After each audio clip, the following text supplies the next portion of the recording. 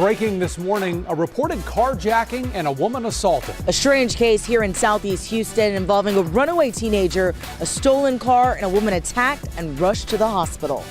This is a case that keeps us up at night. A terror plot stopped. An Army vet accused of planning a horrific attack. Look at that. City garbage trucks caught dumping recycling in the trash. Is it an isolated incident or a sign of a bigger issue? A lot of you are frustrated and flooding our Facebook page, so this morning we're getting your take. So the humidity, it is thick out there. So we'll talk about how hot we get and when the rain returns. It looks like Amazon has a new HR plan. Robots are making decisions about who gets fired. We're connecting the dots. Live from the KHOU 11 studios, HTown Rush starts right now. Because when you ask someone, where's your favorite Tex-Mex? They can't tell you. They can't tell you where it is, but they tell you where they go for enchiladas, or they tell you where they go for queso, or they tell you where they go for fajitas. And first at 6, we're serving up a delicious meal and trying to tackle one of the big questions in Texas. What is your favorite Tex-Mex dish? Tweet us your answer with the hashtag HTown Rush. We're digging into the history of this cuisine and a new recipe book in a few minutes here. Yeah, that's the issue, right? Defining Tex-Mex. Yeah. Before you pick a dish, it's like, what do you actually call it? It's just good food. Just good food. Exactly. Sure. Let's get right to Cheetah Craft. Start our rush block. Nice and humid out there this morning. It is air conditioning. It is extremely humid out there, okay? On your Tuesday, Wednesday, Thursday, even through next week, really, we're talking about high humidity days. This is almost a borderline summer-like pattern. I mean, temperatures this morning in the mid to upper 70s. This afternoon, we will be in the mid 80s. Mid 80s, though, almost feeling like 90. So yesterday, we officially topped out at 88.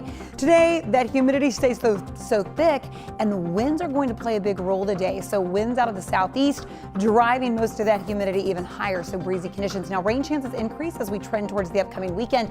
We will talk more about your Friday and Saturday rain chances coming up in just a little bit. Good morning, Steph. Hey, Cheetah, good morning. I can finally start with the word mile. When do we get to say that? At 6:02 on a Tuesday. So fairly calm start to our morning on our freeways. It hasn't really been terrible at all. Now, I do want to revisit a problem I just shared with you a couple of minutes ago because I think I jinxed us. I'm so sorry. I said that drive-by hobby was okay, and then 3 minutes passed, and boom, we're filling in quite a lot here between the Beltway and the South Loop. One other problem I want to get to real quick, focus on that southbound drive of 5969 at West Park Drive. You do have a stall in the middle lane there. Russ and Lisa. Okay, Steph, thank you. Our Janelle Ford continues our rush block this morning. She has some breaking news in Southeast Houston. A woman is in the hospital after a group of people attacked her overnight. Janelle, what else are we learning about this?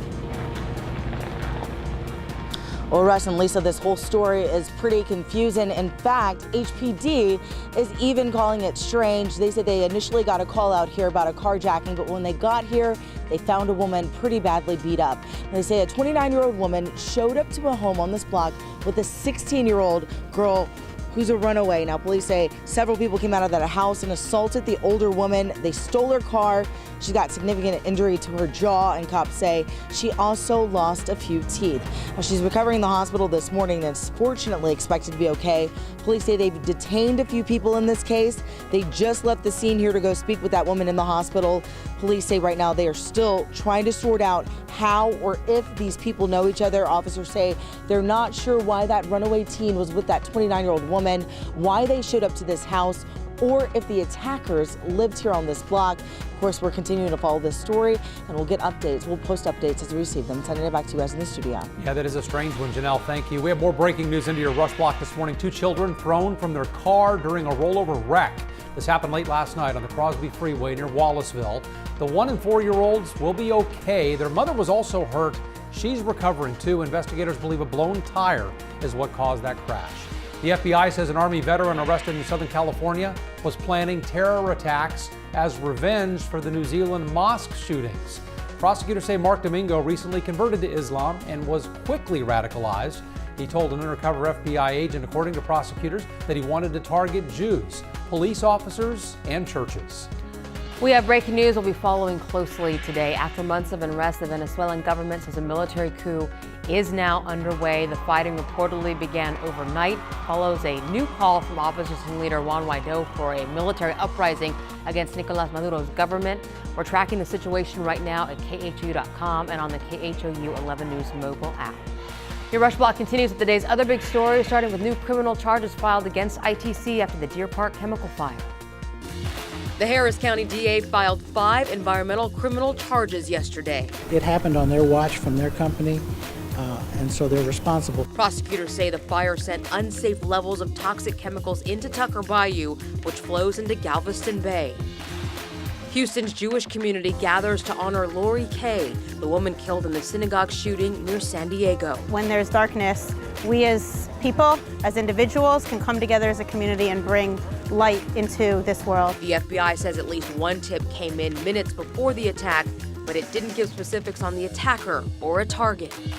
President Trump moves to block congressional subpoenas. He's suing 2 banks to stop them from releasing his personal financial records.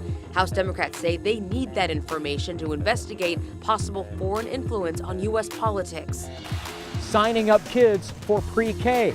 This week, 25 Houston area school districts are participating in a pre-K enrollment effort. In some cases, kids are guaranteed spots based on income and language parameters.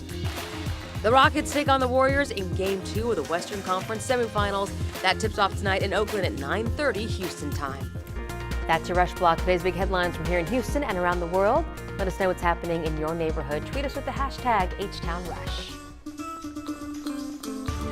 All right, 6:06, and we have a story this morning that has a lot of you fired up on our Facebook page. KHOU 11 investigates catching the city of Houston not recycling your recyclables. Investigative reporter Jeremy Rogowski followed one garbage truck breaking the rules on none other than Earth Day. Watch closely as this city garbage truck picks up the black bin for trash, but then also picks up the green bin for recyclables and dumps it all together. That's not supposed to do that. No, no, no. That major no-no of mixing garbage and recyclables happened on block after block in the Westmont neighborhood between Westheimer and Richmond, east of Gessner Road. And it all happened on Earth Day. You're kidding me, right? Oh my God. Homeowners call it a rotten deal, and the city confirms the mixed load wound up in the landfill instead of its brand new state-of-the-art recycling center. This is not acceptable. It's not the policy. You are not to do it. And if you are caught doing it, there will be disciplinary actions. Mayor Turner maintains this was a rogue employee, but we're doing a deep dive into city records to find out if it's happened before. If you've seen recyclables treated like trash, we want to know. Send us an email to investigates@khou.com. That's Jeremy Rogowski reporting. We're asking for your take in our live survey this morning. Do you believe this was an isolated incident? You can weigh in on khou.com/vote-now or by using our mobile app. Now, a lot of you are sharing your recycling problems with us on our Facebook page. Dallas says this is happening in Katy, too. Her recycling bin, she says, hasn't been picked up in months. We also saw comments about it happening in Pearland and Humble. Now, Mindy posted that her recycling bin has just been sitting out for well over a month, waiting to be fixed or replaced. And some of you, like Lucy, have had issues with heavy trash as well. Now, Deborah says it's been happening for a while, so she's not surprised, but not all of you have had negative experience with recycling pickup. Irma says she's seen both her garbage and recycling get picked up correctly. She says she thinks it depends on the driver. Gosh, that's infuriating to me. Yeah. I mean, it's just the effort you put into washing out the plastic and sorting everything and making sure nothing with food residue makes it in there, and to think that they're just all throwing it together. Right into the landfill. At least on that truck. I mean, that's going to be the key, right? Right. Are a lot of truck drivers doing this, or is it just one guy? And so we're going to have to wait to see what the results of those public records requests are. Our investigative team is on it. Thank you, Brandy. Let's go to Cheetah right now. Let's talk about the weather and the one thing we need to know. Oh, guys, the one thing you need to know is just how humid it is, okay? This morning, humidity in the form of clouds. Clouds are going to continue with a stray shower.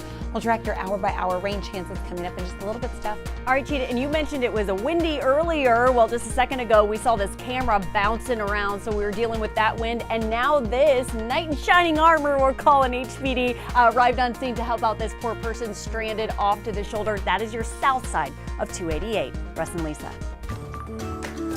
Hi, Steph, thank you. It's 6:09 right now, and firing employees might not just be a job for the manager or human resources anymore. Yeah, Amazon's reportedly using robots to do that job. Can you believe it? Our Lauren Tallarico is connecting the dots. Amazon is known for technological advances that streamline the shopping process.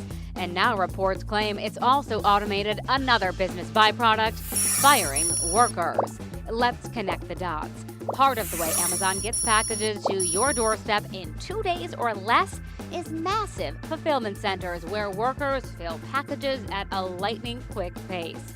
According to documents obtained by TheVerge.com, an automated process tracks workers' productivity, automatically generating warnings and even terminations, all without human involvement.